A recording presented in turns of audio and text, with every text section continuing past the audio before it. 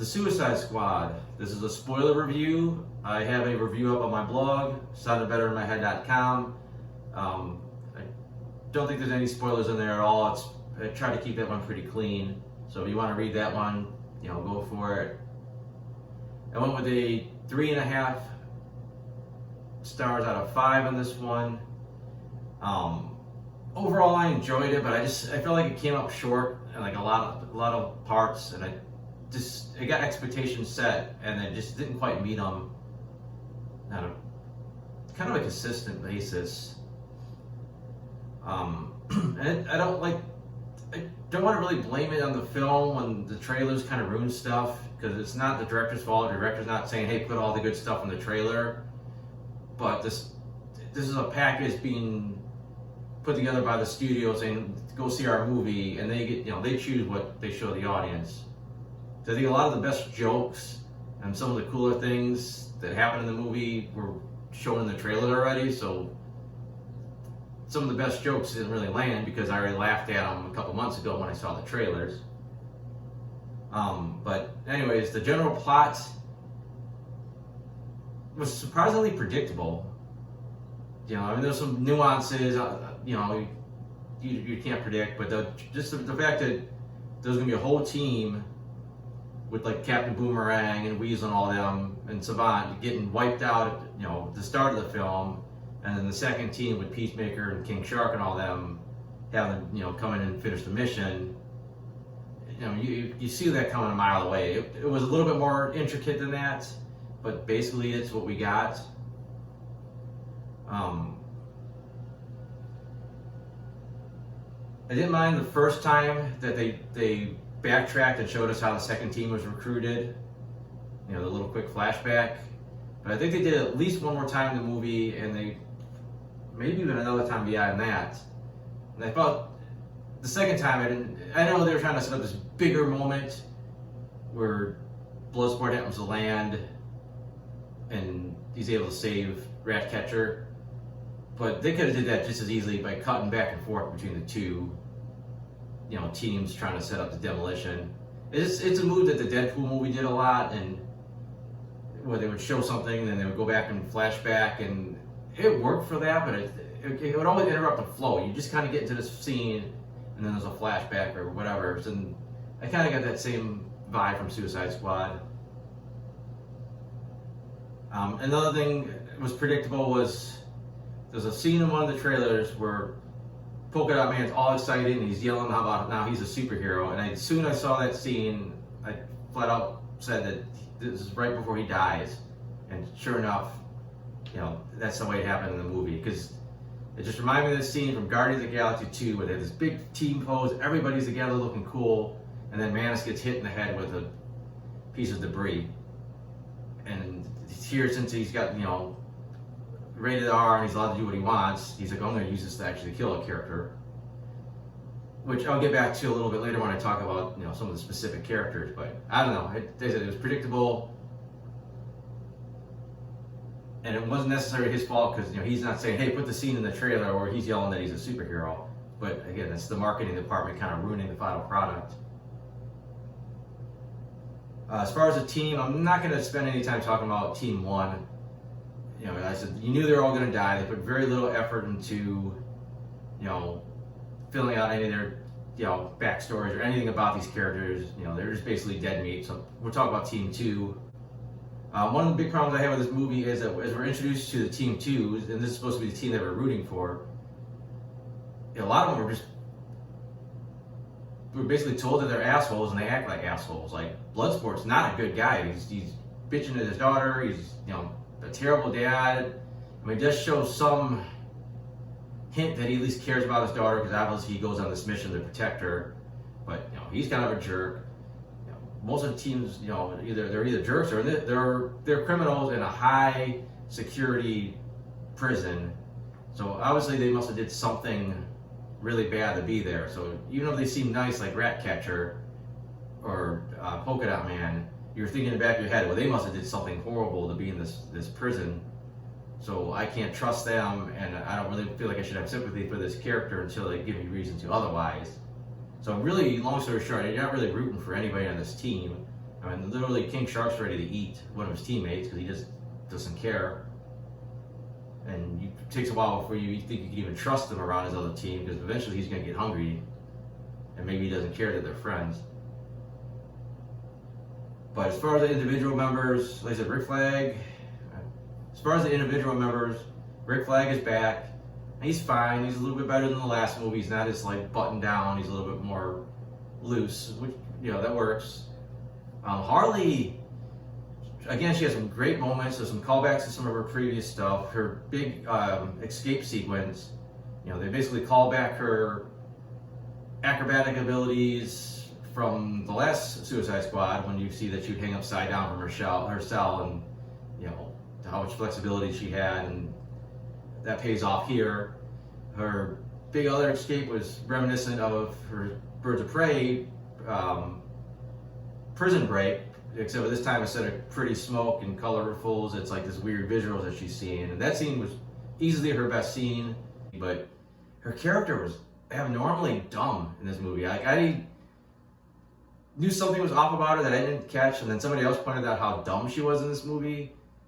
And I think it kind of took her character down. Like, she was, I don't know, we're supposed to think that she's so crazy that she just doesn't perceive reality like us, or she just came off as dumb and ditzy in a lot of scenes, like not knowing who Milton was, or a few other odds and ends. I can't think of any specific examples off the top of my head, but even the whole sequence where she's like wooed by this new ruler of this Corto Maltese, and she's all into him. It just seemed kind of weird for her, like almost out of character. I know she was getting swept up and being like a princess, but I don't know, it didn't work.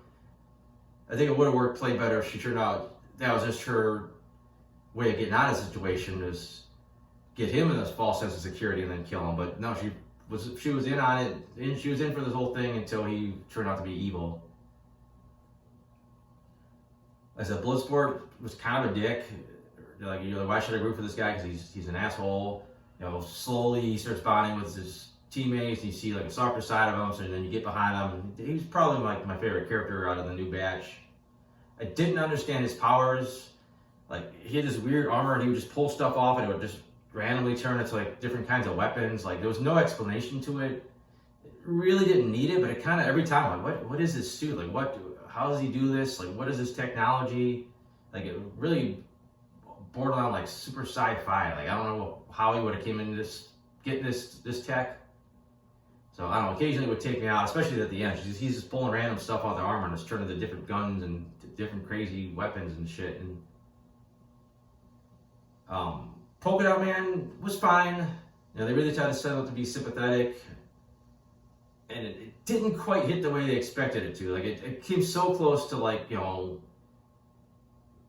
being like that sympathetic. It reminded me a lot of like Rocket from the first Guardians, where there was that one moment where he's drunk and he starts crying about like how he was experimented on, and that's where it hits you, when you finally feel that pure sympathy for him. And I don't think Polka Dot Man really had that scene.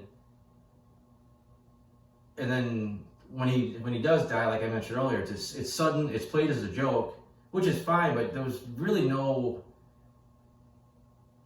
it didn't hit. It was like Bloodsport's like, oh my god, it wasn't like, oh my god, he's dead. The music didn't pause. It wasn't like, it didn't focus on that scene like, this is a terrible thing, like this character that you cared about is dead. I mean, the closest they came was a little bit later when I think Ratcatcher's holding part of his costume.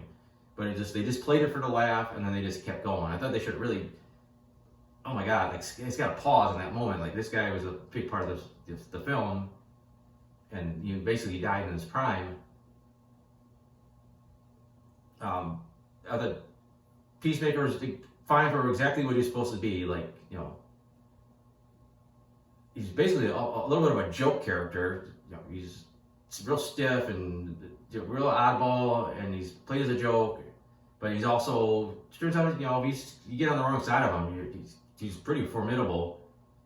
And I think he worked well as, the role's perfect. And that's something I want to say about the acting. Like, the acting in general was pretty good, but I think everybody just added something, just the right oomph to the characters to make them perfect for the roles that they're playing. Like, everybody had, like, every character had a way that they played off of each other, and the actors brought just the right, flavor to it to make everything work so well. And then, of course, you had Peacemaker. getting shot and supposedly dying. And I know there's a Peacemaker TV series coming out, but there was speculation that it was going to be a prequel. So I assumed that he really did die. And of course, if you wait to the post-credit scene, you see that he did live. And they're setting up the sequel with his own series, because those two agents of Amanda Waller will be in the Peacemaker series. So I guess that's what that sets up. King Shark was okay. Like I said, they just didn't trust him for so long. I was like, well, this guy's going to eat somebody on his team by accident. Luckily, I knew Ratcatcher was in the finale from the trailers, but when he was shaking her hand early on and they became friends, I was expecting to just take her arm and bite it off at one point. Because that's how little I felt like I trust him. But like I said, he was fine. He was kind of like, the Groot, kind of like the big dumb character. Although Groot was smart, but King Shark, just that he's almost like a big kid, so he had that likability. And he was a badass, but he really, I wish I would have seen him go a little bit more of a rampage. Like there was a point where all the soldiers had him down, and he gets up like he's gonna do something. He just bites some one guy's head off, and that was it. And then everyone just runs away. Like he really didn't get a lot of moments to go off. And then Ratcatcher, again, like I'm thinking in the back of my head, since she's in this big prison, that she must be, maybe she's psychotic, maybe she murdered a bunch of people. Like what got her in prison? So it's hard to really connect with this character. And eventually find out it is something pretty simple that got her locked up. Just basically a bank robbery, and she just used Rat. She didn't even pull a gun on anybody. And then after that point, you start realizing, okay, she's a good person. She's got stuck in a bad situation. She's a lot of people keep saying she's the heart of the team, and I think that's true. I think she grounds everybody and kind of brings out the good in the rest of the team. So, really enjoying her character overall. Her rat catching wand or whatever, it was huge in the finale and it was a big thing, but overall her powers weren't anything that great. A lot of times the rats would just knock guys over and that was it. They just run past them. Sometimes it was blatant, they're trying to climb into the guy's mouth, or they're doing this and this, or they're at least a distraction. But the Star Wars, they were just knocking over Star Wars all the Star Wars Patrol people, and that was it. And they just kept going. It was a little cheesy. It was just trying to show there was so many of them, but they would just hit a person, they would just fall over. It's not they didn't seem like they were really attacking them. And it's one thing that was better about this movie compared to the first Suicide Squad was it goes back to these characters complementing each other. In the first one, their power sets were so generic. It's just all of them either shooting or using blunt objects to whack these random, creature things or whatever. In the first Suicide Squad, this one, everybody's got something, brings a little bit of something different to it. Although there's definitely some similarities to what Peacemaker and Bloodsport do, but I think it worked well that they were playing off each other like that. I actually enjoyed the sequence where they and I knew right away these guys were rebels and they weren't bad guys, but it was still cool seeing these guys one up each other and find creative ways to kill this whole encampment of people.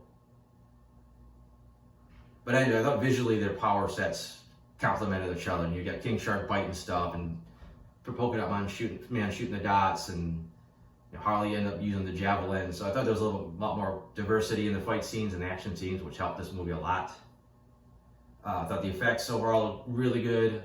There's some wonky moments I thought in some certain sequences. I thought some of the rats looked blatantly CGI, especially when there's a lot of them. I thought King Shark looked great, especially on the close-up. You could see the scales and how the light shines off in different ways. I thought that awesome. Star looked pretty good. I think just because of bright colors, sometimes it looked a little off. It took away from the realism of it a little bit. But I think he looked pretty solid. One more character I should have talked about when it was wasted was the Thinker. The Thinker, most of what I know about him is from the Flash series, but he's supposed to be super intelligent. And I think in the books, he's got some telepathic abilities. And I think even in the show he did too. He's pretty powerful. And here he's just a guy with these things in his head. They really never explain what they do. They make a joke about it, never get back to it. He apparently doesn't seem to be able to do. He doesn't seem to be able to do anything with them. Doesn't seem like he's ultra smart, or they're really doing seems like they serve no purpose except to make him stand out. He could just been anybody, and then he ends up getting killed anyways. I thought it was a little cheesy that Amanda Waller's essentially the villain, and then her own people just knock her out and help save the day, and there's really no blowback. Like, she's like, oh, well, I got ice pack, and I sent 2 of my lackeys to be with the peacemaker because he's a jerk, and that's what they get for hitting me in the head. Like, Waller probably would have really had these guys all murdered, and it seemed like that was a little out of character for her to just let everybody go. I don't think there's a ton else I want to say. I just wanted to really dig into some of the spoilers here and try to explain a little bit better why I don't think everything worked as well as it should have. If you want to check out some more reviews or like the original version of this one without the spoilers, which I don't know why you'd want to look at it after this point, but hey, maybe you want to compare and contrast, I don't know. We got some comic strips on there. That's all on my blog, soundedbettermyhead.com. And thanks for watching.